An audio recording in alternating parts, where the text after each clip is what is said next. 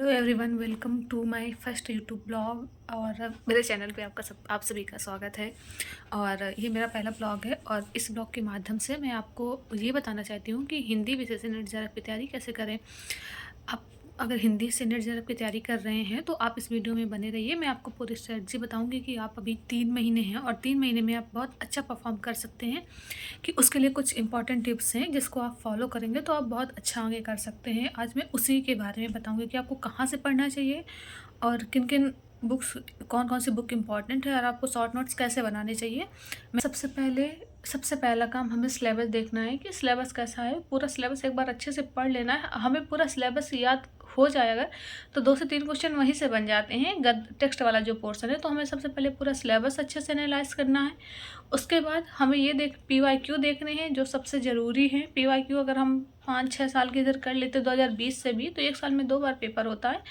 तो हमारे कम से कम 10-12 क्वेश्चन पेपर मिल जाएंगे, जिसमें हमें ये समझ जाएगा कि किस यूनिट से कितना क्वेश्चन पूछा जा रहा है और हमें किस यूनिट पे कितना समय देना है। टेक्स्ट वाले पे ज़्यादा देना है या इतिहास पे ज़्यादा समय देना है। तो ये आपको बहुत अच्छे से समझ आ जाएगा। सबसे ज़्यादा जो ज़रूरी यूनिट है वो 5 से 10 हैं। आपको अगर स्कोर बहुत अच्छा करना है तो आपको 5 से 10 यूनिट को अच्छे से ध्यान देना पड़ेगा। विशेषकर नाटक से बहुत क्वेश्चन किए जाते हैं और उनमें से भी प्रसाद के तीनों नाटक और भारतेंदु के नाटक, इनसे क्वेश्चन आते ही आते हैं। अगर आपने नाटकों पे विशेष ध्यान दे लिया तो कम से कम 8-10 क्वेश्चन तो नाटकों से आते ही हैं। फिर आप उपन्यास में भी गोदान और मैला आंचल, राग दरबारी, ये ज़रूरी कुछ उपन्यास है तो आपको इनको तो पढ़ लेना चाहिए, अभी समय है। इसके बाद बाकी सारे उपन्यास का आप दृष्टि की बुक से पढ़ सकते हैं शॉर्ट नोट्स। 5 में तो बहुत कविताएं हैं लेकिन इतनी पढ़ना संभव नहीं है, तो जो छोटी कविताएं हैं जैसे भानु प्रसाद मिश्र की, धूमिल की, निराला की, महादेवी की, जो छोटी हैं आप उनको पढ़ लीजिए और उनमें क्या बताया गया है इंपॉर्टेंट पॉइंट नोट कर लीजिए। इतना इनफ है। और सबके प्रकाशन वर्ष और कौन से इसमें वो संकलित हैं, ये सबसे ज़्यादा ज़रूरी है। इनसे बहुत क्वेश्चन पूछे जाते हैं। आप इतना कर लेंगे तो आपको काफ़ी फ़ायदा रहेगा। फिर बात करें यूनिट 6 की, तो यूनिट 6 में उपन्यास में भी यही उनकी जो भूमिकाएं हैं। उपन्यास अगर आपके पास समय नहीं है तो आप सारे उपन्यास नहीं पढ़ सकते हैं, लेकिन अभी 3 महीने का समय है तो आप गोदान, मैला आंचल, राग दरबारी, ये कुछ ज़रूरी उपन्यास है, इनसे क्वेश्चन पूछे ही जाते हैं। तो आपको इनको एक बार तो कवर कर लेना चाहिए मेरे हिसाब से। और जो बाकी उपन्यास हैं जिनको आप नहीं पढ़ पा रहे हैं तो उनमें आप उनकी भूमिकाएं ज़रूर एक बार अच्छे से पढ़ लीजिए 1-2 बार और उनके नोट्स बना लीजिए, क्योंकि अधिकतर क्वेश्चन भूमिकाओं से आ जाते हैं। और गोदान वगैरह आप पढ़ लेंगे तो आपको काफ़ी फ़ायदा रहेगा। बात करें यूनिट 7 की, तो वो तो आपको पूरा पढ़ना ही है क्योंकि वो छोटी यूनिट है तो उसमें आपको इतनी दिक्कत नहीं होगी। और कहानियाँ आप पढ़ लेंगे और कहानियों से आप कोशिश कीजिए कि आपकी कहानियाँ कवर हो जाए और उनसे क्वेश्चन आने पर ज़्यादा गलतियाँ ना हो पाएँ। इंपॉर्टेंट है जैसे उनको पढ़ लीजिए। भारतेंदु के, प्रसाद के, इनसे क्वेश्चन पूछे जाते हैं। आप इनको मतलब मान के चलिए कि इनसे क्वेश्चन आएगा ही आएगा। यूनिट 9 की बात करें तो यूनिट 9 में निबंध है। निबंध ज़्यादा बड़े नहीं हैं, आप उनको इजीली पढ़ सकते हैं। अगर आप नहीं पढ़ पा रहे भी, समय आपको लगता है कि कम है, तो आप उससे पीवाईक्यू देखिए और कैसे क्वेश्चन पूछे जा रहे हैं आप उन पर फोकस करिए। शॉर्ट नोट्स ज़रूर बनाइए। अगर आपको लगे ज़रूरत तो आप मुझे कमेंट करके बता दीजिएगा, मैं आपको अपने शॉर्ट नोट्स दिखा दूँगी कि मैंने कैसे नोट्स बनाए थे और कैसे आपको बनाने चाहिए। आपको जो भी समझना है आप इस वीडियो के नीचे कमेंट कर दीजिएगा, मैं उसको सलूशन दे दूँगी। और बात करें यूनिट 10 की, अन्य गद्य विधाएँ, तो अन्य गद्य विधाओं में भी कुछ बहुत ज़रूरी है, जैसे एक साहित्य की डायरी और तुलसी राम की, ये सब जो कहानियाँ हैं, वो माटी की मूर्तें, ये सब जो हैं ये सब ज़रूरी ही हैं गद्य विधाएँ में।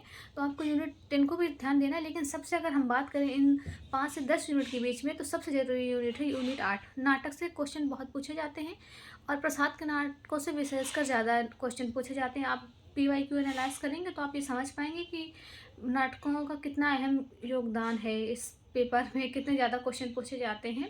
तो यूनिट 5 से 10 तक आपको इस तरह कवर करनी है। अगर आप नहीं पूरा पढ़ पाते हैं तो एक दृष्टि की बुक आती है हिंदी साहित्य की, उसमें आप पढ़ लीजिए। उसमें टेक्स्ट दिया हुआ है, आप उससे एक मोटी आपकी समझ बन जाएगी।